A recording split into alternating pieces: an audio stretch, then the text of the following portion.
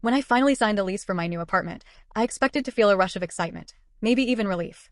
Instead, as I stood in the middle of the empty living room, surrounded by half-unpacked boxes, I just felt exhausted. I had spent the past decade trying to escape my family's suffocating control, and now that I had finally done it, the weight of what came next settled heavily on my chest. I was 31 years old, moving out for the first time, and I had no idea how my family was going to handle it. Growing up in my parents' house had never felt like living. It had felt like existing under a microscope, where every action was monitored, every choice scrutinized, and every attempt at independence met with resistance. My mother, Karen, was the queen of control, always hovering, always inserting herself into my life under the guise of motherly concern. My father, Robert, was quieter but no less overbearing, always reminding me of the importance of family, which really just meant obedience. My younger brother, Jake, the golden child, had never needed to struggle for freedom, because he had always been allowed to do whatever he wanted. My sister, Sarah, the fragile one, was treated like delicate glass, coddled and excused from responsibility. And then there was me, the reliable one, the responsible one, the one who had to hold everything together while quietly suffocating under their expectations. For years, I had tried to move out, and for years, my family had given me every reason not to. They told me it was a waste of money, that I would be lonely, that the world was dangerous. They acted as though my independence was some kind of betrayal, as though choosing to live my own life meant rejecting them completely. And so I stayed, I worked, I contributed to the household, and I waited for the moment when I would finally break. That moment came the day I arrived home from work to find my mother in my bedroom, rifling through my drawers as if she had every right to be there. My private letters, my bills, my personal belongings. Nothing was sacred. She had even taken it upon herself to wash my clothes, despite my repeated requests for her to stop, and when I confronted her, she simply smiled and said she was just trying to help. That night, I sat on my bed, staring at the walls of the room I had lived in for over 3 decades, and I realized that if I didn't leave now, I never would. So I pulled out my laptop, scrolled through listings, and put down a deposit on the first decent apartment I could find. It was a small but cozy one-bedroom in a quiet neighborhood about 20 minutes away, close enough to visit if I wanted to, but far enough to have the space I so desperately needed. When I broke the news to my family, their reactions were exactly what I had expected. My mother teared up immediately, her voice trembling as she asked why I felt the need to abandon them. My father shook his head, his disappointment radiating through the phone. Jake laughed like it was some kind of joke, like he couldn't fathom why I would ever want to leave. And Sarah, always dramatic, clutched her chest like I had told her I was dying. They begged me to reconsider, listing all the reasons why I was making a mistake, but I stood firm. I told them that I needed my own space, that I needed to live my own life, and that this was not up for discussion. I also made it clear that while they were welcome to visit, they needed to call first. There would be no unannounced drop-ins, no using a spare key to let themselves in, no invading my space. They all nodded and smiled, but I could see it in their eyes. They didn't take me seriously. The first week in my new apartment was pure bliss. For the first time in my life, I had control over my own space. I could cook what I wanted, stay up as late as I wanted, leave dishes in the sink if I felt like it. I didn't have to justify my every move, didn't have to answer to anyone. I could finally breathe. That peace lasted exactly 6 days. On the 7th day, I came home from work to find my mother standing in my kitchen, unpacking groceries as if she lived there. I froze in the doorway, my heart hammering in my chest. "Mom," I said slowly, setting down my bag. "What are you doing here?" She turned to me with a bright, oblivious smile. "Oh, sweetheart, I was just making sure you had enough food. You barely have anything in your fridge." My skin crawled. "How did you get in?" She waved a hand dismissively, as if the question was completely irrelevant. "Oh, you gave me a spare key ages ago." I narrowed my eyes. "No, I didn't." She hesitated for half a second before brushing past it. "Well, your father made a copy, just in case of emergencies." I clenched my fists at my sides, struggling to keep my voice calm. "Mom, I told you, no coming over unannounced. No letting yourself in. You're crossing a boundary." She just smiled, completely unfazed. "Oh honey, I'm your mother. I don't need an invitation." That night, I changed the locks. The next intrusion came from Jake. It was a Saturday morning, and I was enjoying a peaceful cup of coffee in my quiet apartment when my doorbell rang. I opened the door to find Jake standing there, grinning like he owned the place. "Hey, big sis. Thought I'd come hang out." I crossed my arms. "Did you call first?" He rolled his eyes, pushing past me into the apartment. "Seriously? You're acting like I'm some random stranger." I turned to face him, already feeling my blood pressure rise. "Jake, I set boundaries. You need to respect them." He flopped onto my couch, flipping through channels on my TV. "Geez. No wonder you don't have a boyfriend." My jaw tightened. "Get out." He laughed, clearly thinking I was joking. When I didn't say anything, he stood, raising his hands in mock surrender. "Fine, fine. No need to be so dramatic." After he left, I called my parents, furious. My father answered, his voice heavy with irritation. "What now?" I just kicked Jake out. He showed up unannounced. There was a pause, then a sigh. "Emily, you're overreacting. He's your brother. It's not like he's some stranger off the street." "It doesn't matter." I asked for space. Family doesn't need permission to visit. That's just how we are. Well, it's not how I am anymore. My father's voice went cold. Maybe you're forgetting where you came from. I hung up. The last visit came from Sarah. Unlike the others, she at least knocked. When I opened the door, she stood there, looking hesitant. Can I come in? I hesitated. Did you call first? She sighed. No. But I just really needed to talk to you. Against my better judgment, I let her in. She sat on my couch, fidgeting. I don't get why you're doing this, she said finally. Doing what? She gestured vaguely. All this distance. Acting like we're strangers. We're supposed to be close. I exhaled slowly. Sarah, I love you. But being close doesn't mean having no boundaries. It means respecting each other. She looked down, silent for a long time. Then softly she said, Mom cried all night after you changed the locks. I stiffened. That's not my fault. She nodded, then stood. I should go. As she reached the door, she looked back. I hope you don't regret this. Then she left. And for the first time since moving out, I felt something unexpected. Not relief. Not peace. But fear. Because I knew, deep down, that my family wasn't done yet. When I moved out of my parents' house, I thought things would finally change, that I would finally be free to live my own life without constant interference, without my mother hovering over me, without my father reminding me of the importance of family every time I did something they didn't like, without my siblings treating me like I was just an extension of the household rather than an individual with her own needs and desires. But I should have known better because my family had never respected boundaries before, so why would they start now? The first time my mother showed up unannounced, I told myself it was a one-time thing, that she was just having a hard time adjusting, that she would realize soon enough that she couldn't keep doing this.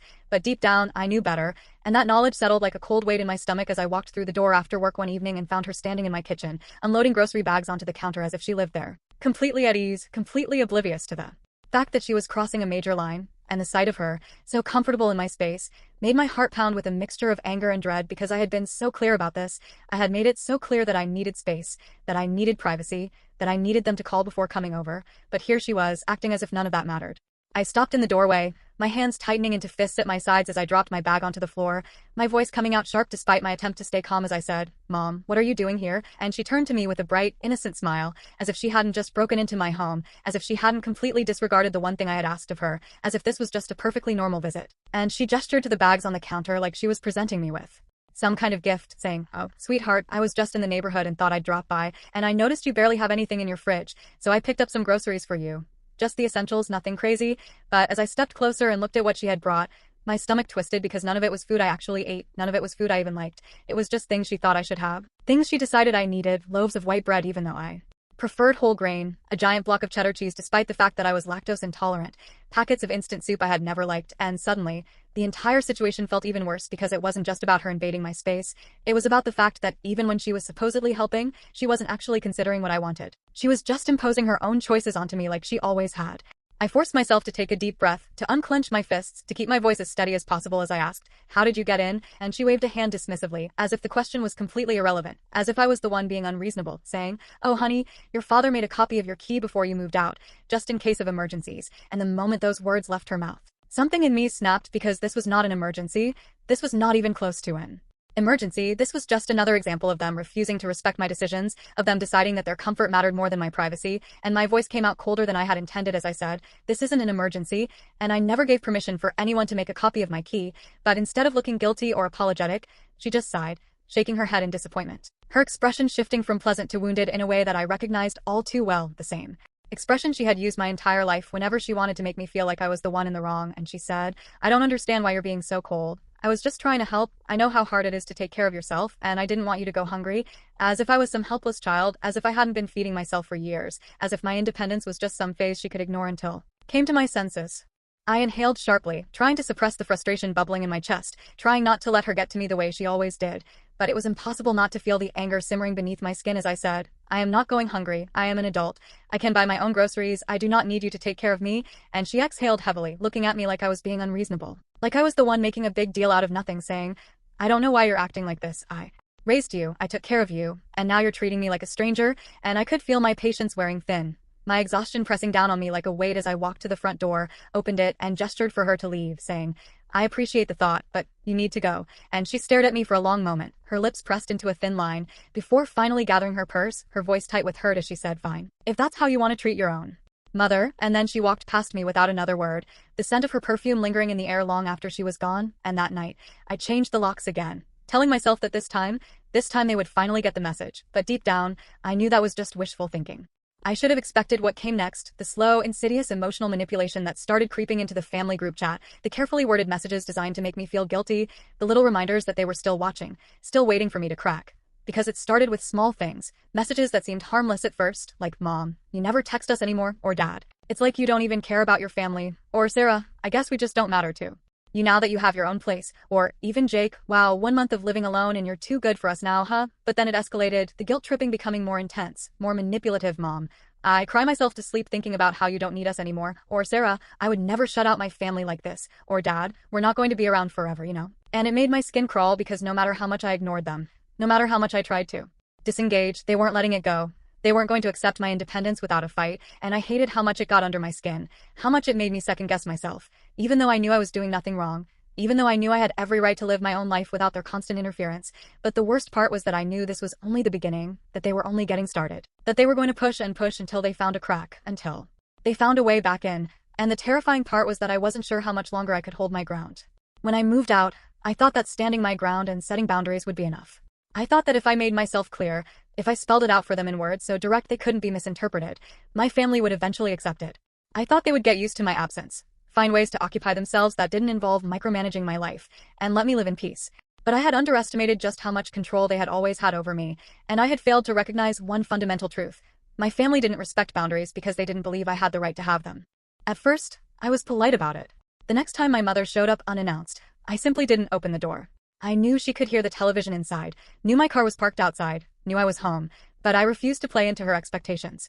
I let her knock, let her ring the doorbell, let her call my phone 3 times in a row, and when she finally left, she sent a text that read, "I can't believe you would ignore your own mother like this. What did I do to deserve this kind of treatment?" I stared at it for a long time before setting my phone down, my hands shaking with a mixture of anger and exhaustion, because what she had done was exactly what I had told her not to do, show up unannounced, expecting access to me on her terms. But in her mind, she was the victim, and I was the cruel, ungrateful daughter who was shutting her out for no reason. After that, the pressure only increased.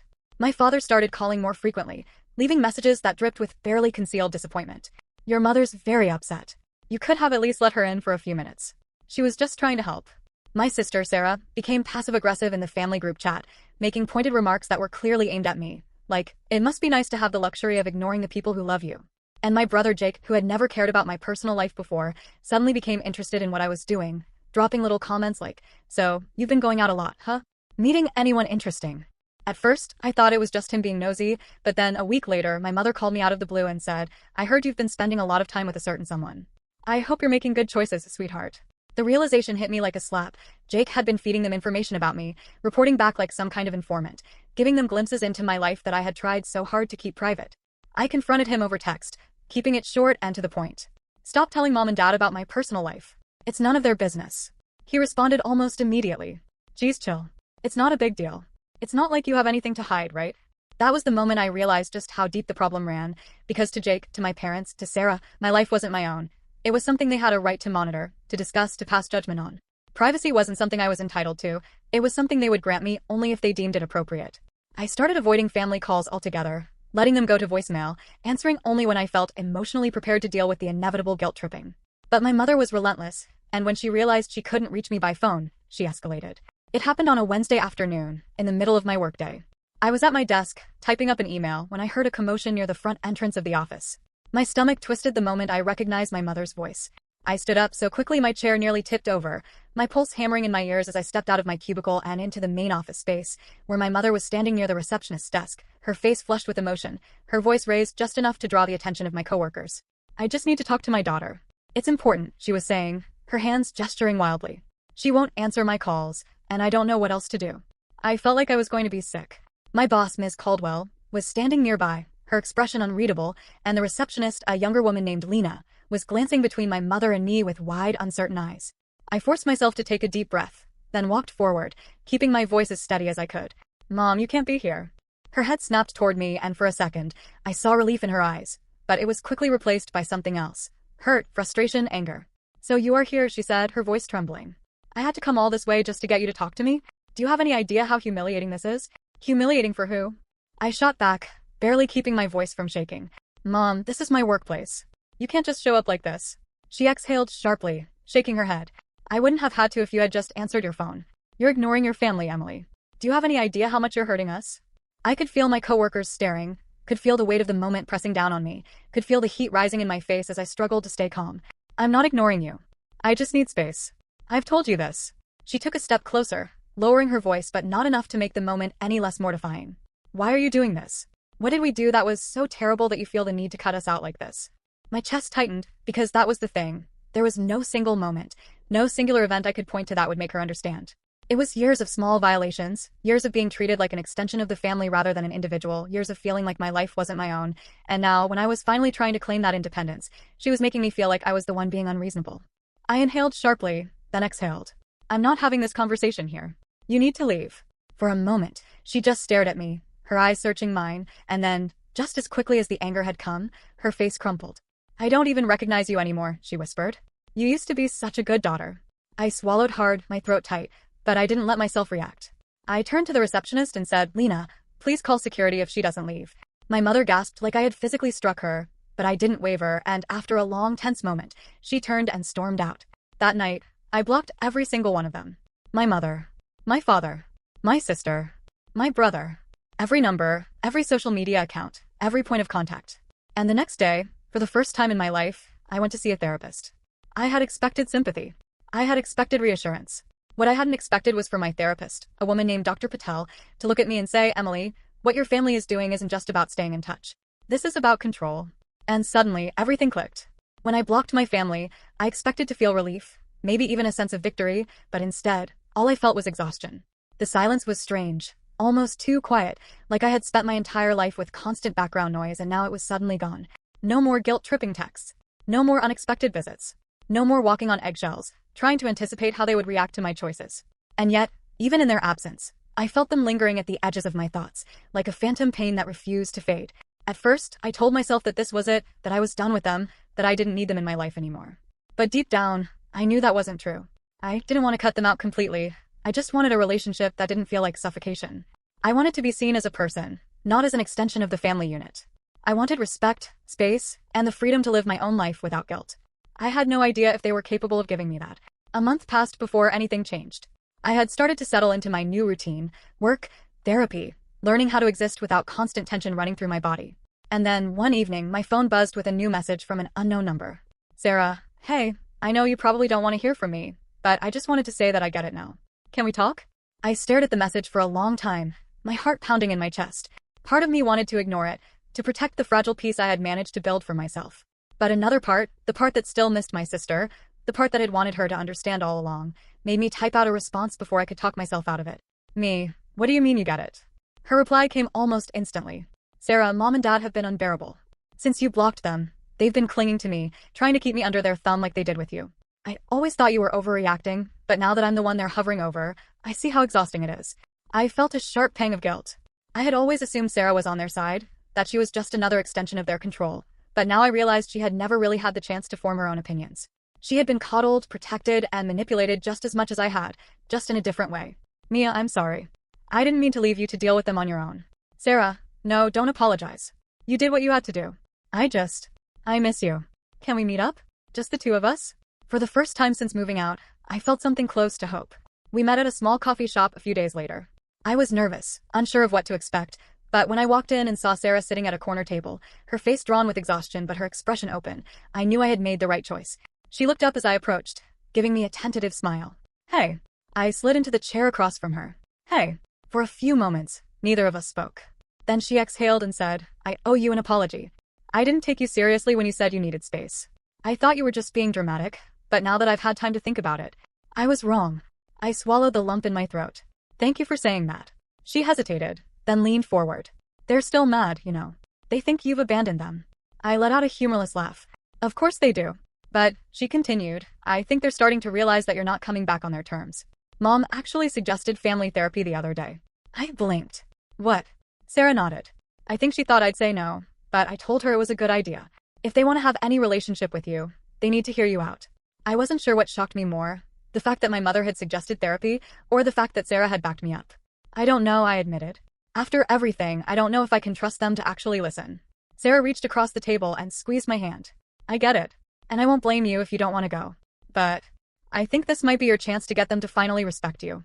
I stared at her, searching her face for any sign of manipulation, but all I saw was sincerity. For the first time since this all started, I let myself consider the possibility of reconciliation. 2 weeks later, I found myself sitting in a therapist's office across from my parents.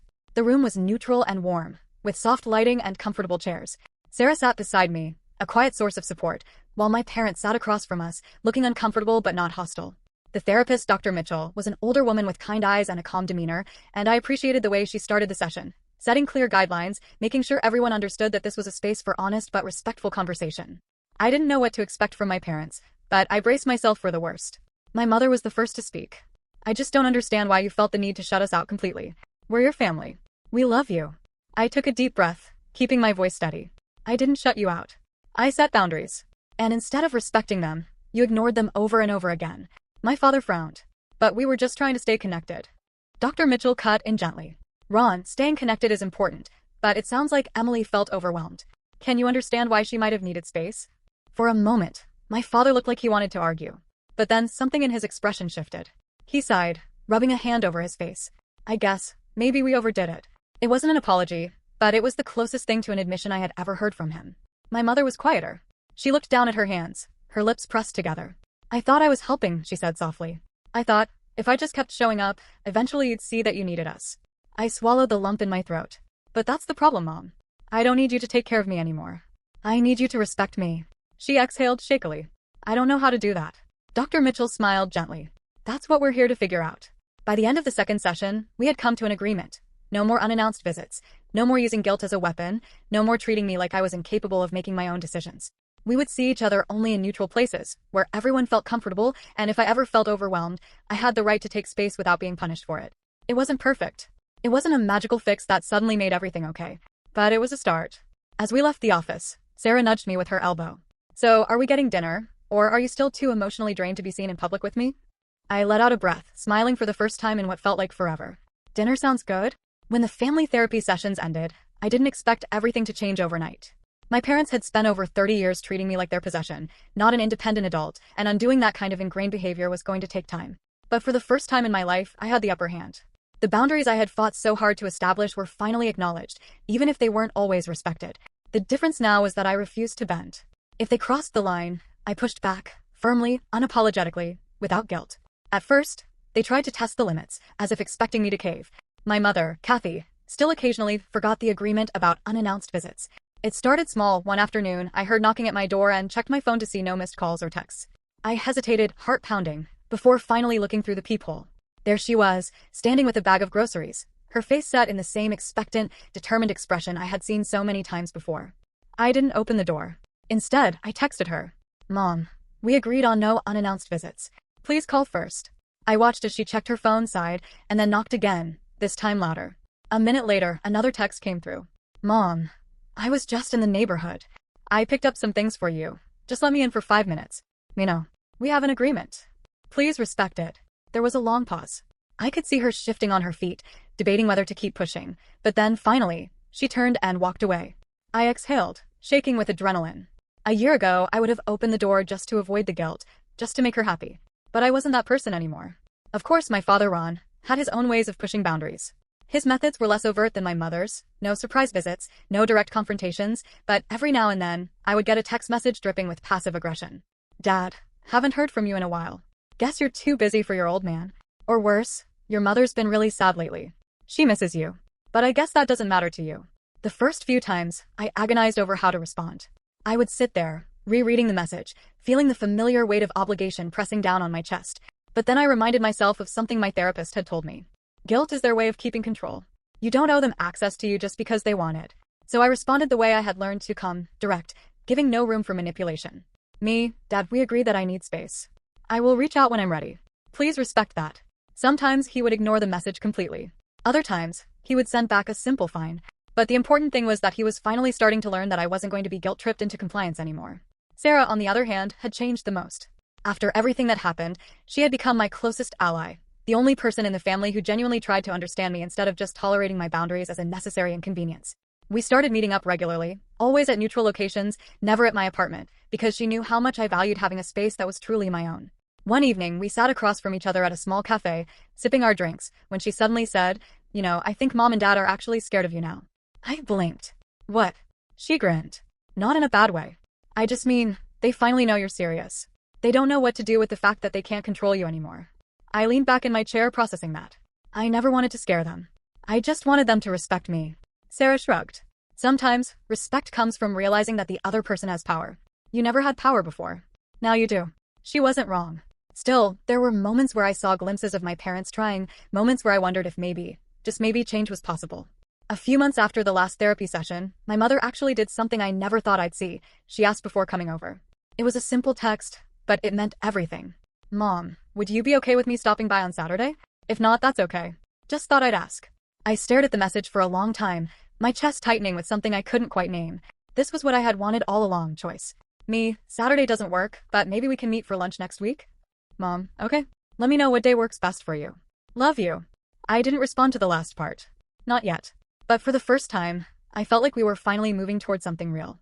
There were still missteps, still moments where my father would make a snide comment or my mother would lapse into old habits. But the difference now was that I wasn't afraid to call them out. When my father hinted that I should visit more often, I would say, "We agreed on neutral places, Dad. If you want to see me, let's plan something." When my mother started complaining about how much she missed the old me, I would say, "The old me wasn't happy. This is who I am now. You can either accept it or not." And little by little, they began to adjust. I won't pretend everything was perfect. I won't say that my family suddenly became the supportive, boundary-respecting parents I had always wanted. But I had learned the most important thing of all. I didn't need their permission to live my own life. My personal space was mine. My decisions were mine. My life was mine.